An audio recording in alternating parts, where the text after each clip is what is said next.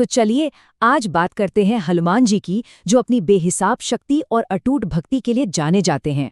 उनकी कहानी सिर्फ ताकत की नहीं, बल्कि सेवा और समर्पण की भी एक ऐसी कहानी है जिससे हम सभी अपनी जिंदगी में बहुत कुछ सीख सकते हैं।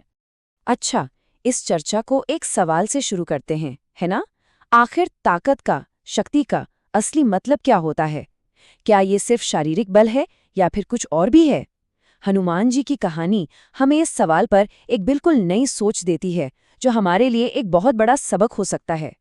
हनुमान जी की कहानी की शुरुआत ही एकदम असाधारण है। सोचिए, बचपन से ही उनके पास इतनी शक्ति थी, इतनी कि उस पे कोई काबू ही नहीं था। और ये शक्ति न सिर्फ इंसानों को बल्कि देवताओं को भी हैरान कर देती थी।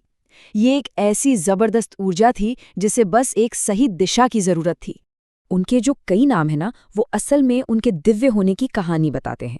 वे माता अंजनी और केसरी के पुत्र थे, इसलिए उन्हें अंजनी पुत्र और केसरी नंदन कहा जाता है। साथ ही उन्हें पवन देव का भी आशीर्वाद मिला हुआ था, जिससे उनका एक बहुत मशहूर नाम पड़ा, पवन पुत्र। ये नाम उनकी पहचान और उनकी शक्तियों के स्रोत को दिखाते हैं।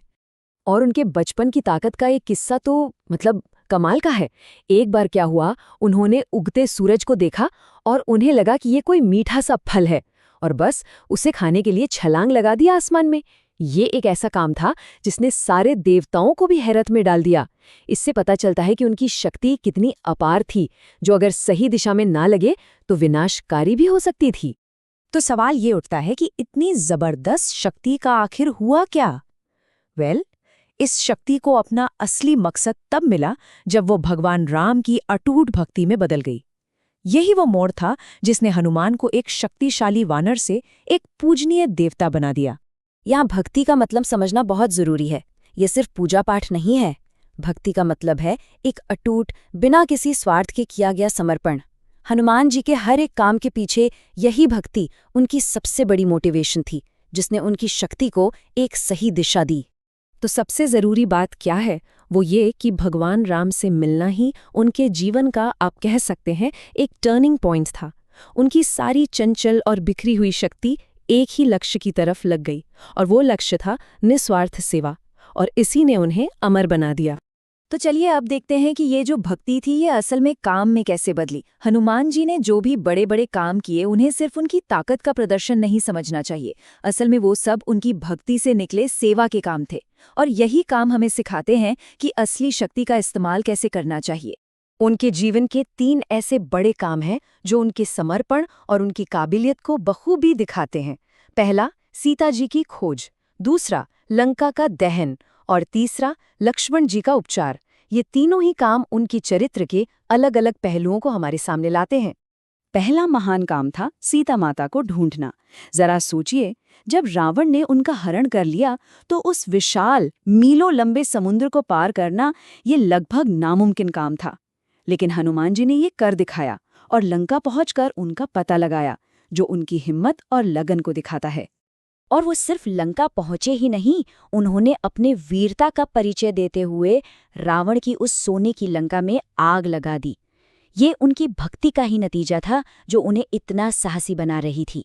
ये दिखाता है कि भक्ति अन्याय के खिलाफ खड़े होने की भी ताकत देती है। और ये किस्सा तो कमाल का है। ये दिखाता है कि वो सेवा के लिए किसी भी हद तक जा सकते थे। जब लक्ष्मण जी युद्ध में मूर्छित हो गए तो हनुमान जी संजीवनी बूटी लाने हिमालय गए।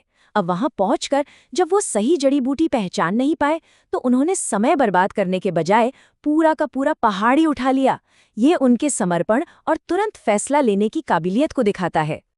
चलिए अब थोड़ा आगे बढ़ते हैं और ये समझने की कोशिश करते हैं कि हनुमान जी की कहानी से आज हमें क्या सीखने को मिलता है और क्यों आज भी उनकी इतनी पूजा होती है। ये सीख हमारी जिंदगी को भी एक नई दिशा दे सकती है। उन्हें संकट मोचन भी कहते हैं, मतलब संकटों को दूर करने वाले। ऐसा माना जाता है कि वो अपने भक्तों की सारी परेशानियां और रुकावटें दूर करते हैं।